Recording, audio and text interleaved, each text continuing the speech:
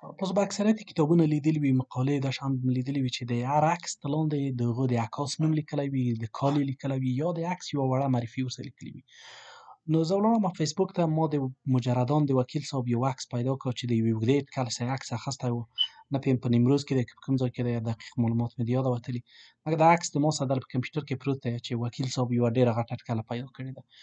نو زه به د دغه عکس دپاره د عکس معلومات ورکړم. هغه معلوماتو ته په انګریزي کې کپشن وایي. نو دوی ته مو پام وي چې هر وخت تاسو باید د عکس هغه کریډیټ هغه نفر ته یې ورکړئ. صحیح شو؟ دا څنګه کړلی شئ؟ تاسو په ورډ کې ورکړئ یا مثلا مقاله لیکئ یا اخبار لیکئ، هر شی چې لیکئ دا سره دوې لارې موجودې دي. یوه لارې دا ده چې خپله عکس انتخاب کړئ. عکس هم چې انتخاب کړو چپه کلیک به پرې وکړئ، دله به راشئ انزرټ کپشن. صحیح شو؟ په انزرټ کپشن کې تاسو دله کېدلی شي چې نیو لیبل انتخاب کړئ که چېرې موجود نه وي. مثلا د موږ دلې اوس انځور شته دی. صحیح شو؟ انځور شته دی، د دو نه به انتخاب کړو. که چېرې تاسو نوی غواړئ مثلا دلې به بل شی ورکړئ، تنها مثلا لیکئ عکس. صحیح شو؟ عکس مو ولیکه، نو دلې به اوکې کړئ. دلې چې اوکې کړو را به شئ د بلې خواته به یې دغه ور کلیک کړئ، د دو په خاطر چې دا د چپه خوا و. نو عکس یو مثلا دلې به زه ور ولیکمه چې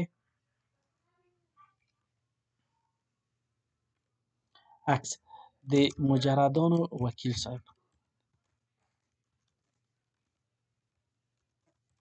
د اوږدې ډوډۍ سره.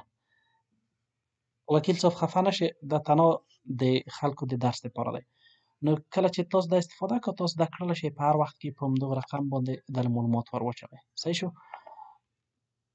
کله چې د تاسو ټول معلومات ختم شي، په آخر کې باید تاسو د عکسو یا د ټیبلو لیست مو وباسئ. د هغو دپاره بیا تاسو کړلی شئ چې ریفرنس ته ولاړ شئ.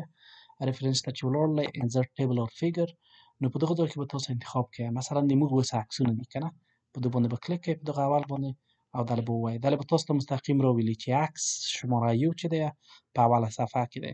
که چېرې تاسو ډېرې صفحې ولرئ، تاسو ته به د ټولو د صفحو نمبر او د عکس هغه معرفي معلومات به ټول درکړم. صحیح شو؟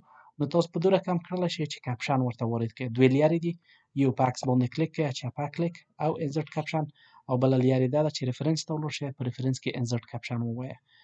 صحیح شو؟ دا هم چې انتخاب کړو دلې نیو لیبل ورکولی شئ او یا هم زاړه ورته انتخابولی شئ. او په عین وخت کې تاسو کړلی شئ د دو ځای انتخاب کړئ. پوزیشن د عکس د دغه معرفي د عکس ته لاندې وي که یا د عکس په سر باندې وي. مثلا موږ غواړو چې دا د عکس په سر شي که نه، دلې رال عکس نمبر یو. نو تاسو دا کړلی شئ چې کپشن ورکړئ، او کپشن ډېر مهم دی.